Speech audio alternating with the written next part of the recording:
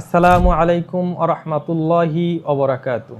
সম্মানিত দর্শক শ্রোতা, আজ আমি যে বিষয়টি নিয়ে আপনাদের সামনে কথা বলবো সেটি হচ্ছে পবিত্র মাহে রমাদানের সাথে একটি সম্পর্কিত বিষয়। যে বিষয়টি হচ্ছে ইতিকাফ।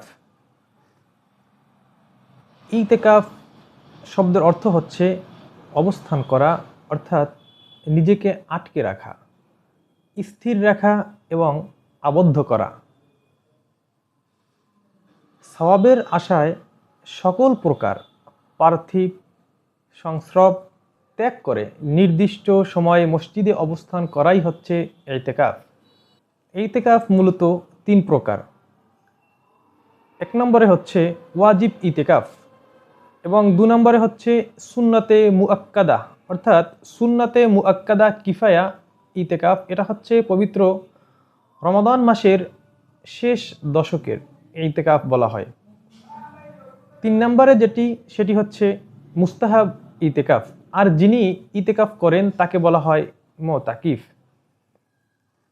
ইতিকাফের যে শর্তগুলো রয়েছে, কয়েকটি শর্ত উলামায়ে কেরাম ফুকাহায়ে ইযম উল্লেখ করেছেন। এক নম্বরে যে শর্তটি বলা হয়েছে সেটি হচ্ছে নিয়ত করা, অর্থাৎ সকল ফুকাহায়ে কেরাম উলামায়ে কেরাম ঐক্যমত পোষণ করেছেন যে ইতিকাফের ক্ষেত্রে শুরুতেই আপনাকে শুদ্ধ নিয়ত করতে হবে। নিয়ত ছাড়া ইতিকাফ পরিশুদ্ধ হবে না। দু নম্বরে যে বিষয়টি সেটি হচ্ছে জামাতের মসজিদ হওয়া, অর্থাৎ যেখানে জামাত হয় এবং জামে মসজিদ, যেখানে মানুষের সমাগম বেশি।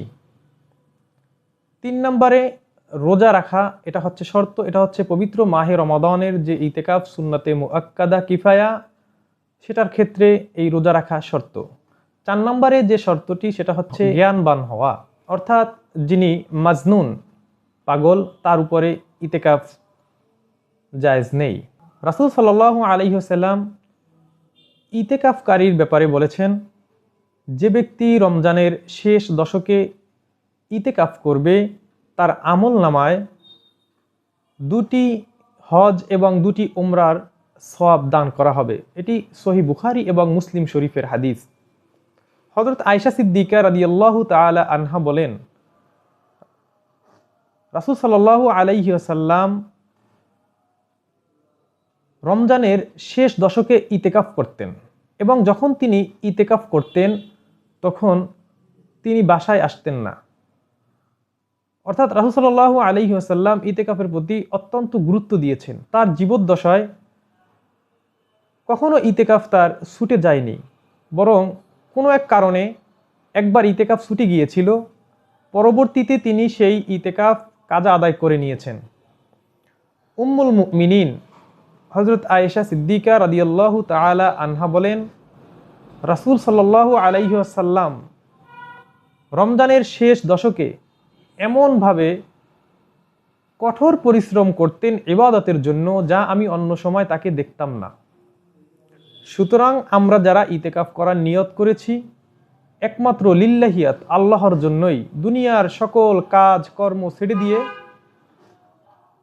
স্ত্রী পরিজন ছেলে সন্তান আত্মীয় স্বজন সব কিছু ত্যাগ করে একমাত্র আল্লাহর জন্যই ইতিকাফ করব।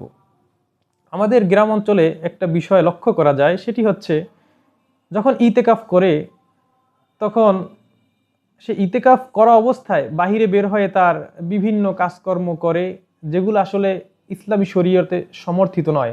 তার একান্ত জরুরত ছাড়া বাহিরে কোথাও যাওয়া এটা বৈধ নয়। আর বিশেষ করে যিনি ইতিকাফ করবেন একমাত্র আল্লাহ তাআলা রাজি খুশি করার জন্যই করবেন, কেননা কোনো বিনিময় দিয়ে ইবাদত হয় না। যদি এলাকার মধ্য থেকে আপনি মনে করেন যে কেউ ইতিকাফে বসে না, অর্থাৎ তাহলে তাকে যে এলাকার সবাই মিলে টাকা উঠিয়ে দিয়ে যে আপনাকে কিছু পারিশ্রমিক দেওয়া হবে আপনি বসেন, এটা করা যাবে না।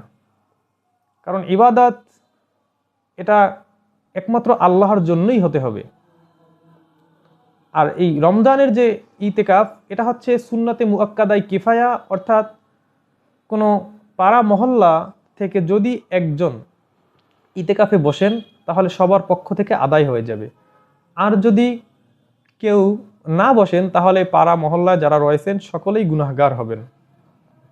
এবং ইতেকাফে যিনি বসবেন তিনি একমাত্র আল্লাহ সুবহানাহু ওয়া তাআলার ইবাদত বন্দিগিতে মশগুল থাকবেন, বিশেষ করে কোরআন তিলাওয়াত করবেন, তাসবিহ, তাহলিল, জিকির, আসগার, দরুদ শরীফ, ইস্তেগফার আদায় করবেন এবং বেশি পরিমাণে নফল নামাজ আদায় করবেন।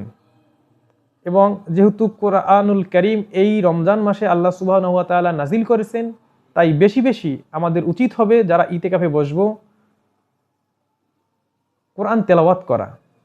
আল্লাহ সুবহানাহু ওয়া তাআলা আমাদেরকে নেক আমল করার তৌফিক দান করুক। ওমা আলাইনা ইল্লাল বালাগ। আসসালামু আলাইকুম ওয়া রাহমাতুল্লাহি ওয়া বারাকাতুহু।